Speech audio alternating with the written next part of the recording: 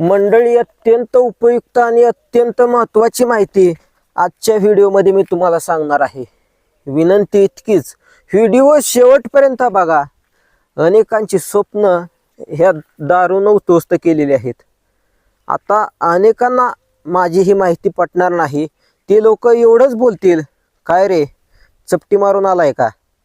चपटी, देशी, खांबा, फुगा, बाटली हे शब्द सातत्यानं तुम्ही ग्रामीण भागामध्ये ऐकलं असतील.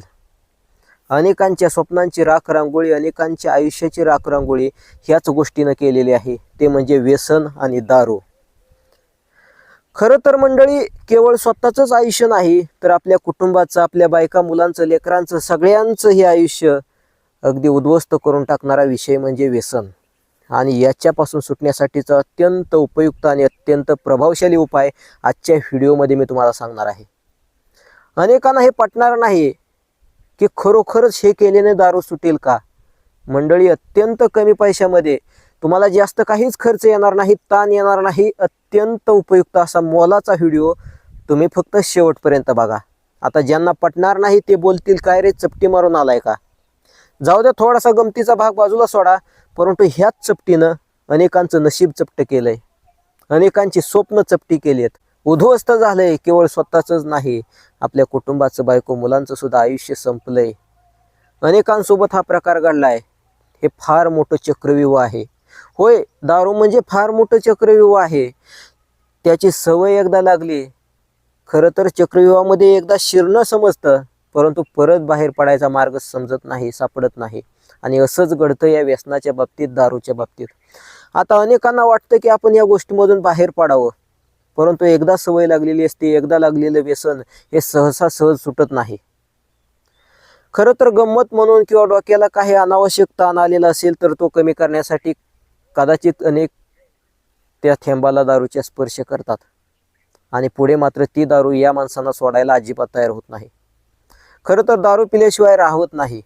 आणि जास्त आता प्रवचन काय सांगत बसत नाही, लगेच थेट तुम्हाला उपाय सांगतो. हा उपाय तुम्ही एकदा करूनच बघा, बाकी जास्त काय बोलत नाही. उपाय एकदा करून बघा. आणि जे कोणी अशा पद्धतीने दारूच्या आहारी गेले असतील त्यांच्यापर्यंत हा व्हिडिओ पोहोचवा.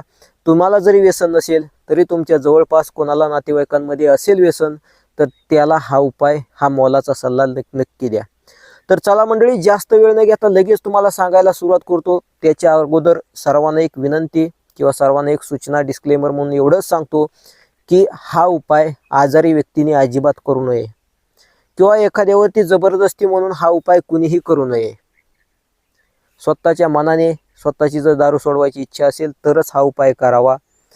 मंडळी, हा उपाय स्वतःच्या जबाबदारीवरती करावा. आजारी लोकांनी अजिबात करू नये. डोकेदुखीसारखा त्रास होऊ शकतो, नंतर तो त्रास कमी होईलच, परंतु हा उपाय स्वतःच्या जबाबदारीवरती करावा, एवढीच एक सूचना देतोय. आणि चला आता जास्त वेळ न घेता लगेच मोजके शब्दात तुम्हाला सांगतो. खरं तर तुम्हाला दारूचं व्यसन असेल तर अवश्य एकदा तुम्ही हा उपाय करून बघा. 2 आंबे घ्यायचे आहेत. आता खरं तर आंब्याचा सीझन सुरू होतोय. कुठल्याही पद्धतीचे कलम न केलेले नैसर्गिक आंबे आपल्याला घ्यायचे आहेत. आणि ते आंबे पिकलेले असावेत, आणि ते आंबे देशी आंबे असावेत. आता देशी आंबा म्हटल्यानंतर तुमच्या लक्षामध्ये आलं असेल की त्या आंब्याच्या झाडाला कुठल्याही प्रकारचं कलम केलेलं नसतं.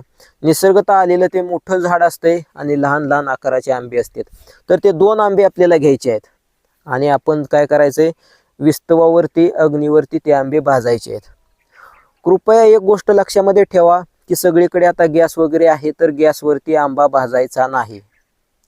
आणि विस्तवावरती किंवा चुलीमध्ये जर भाजणं शक्य नसेल तर आपण गॅसवरती तवा वगैरे काहीतरी भांडं ठेवायचं आहे आणि त्या भांड्यामध्ये भाजायचा प्रयत्न करायचा आहे.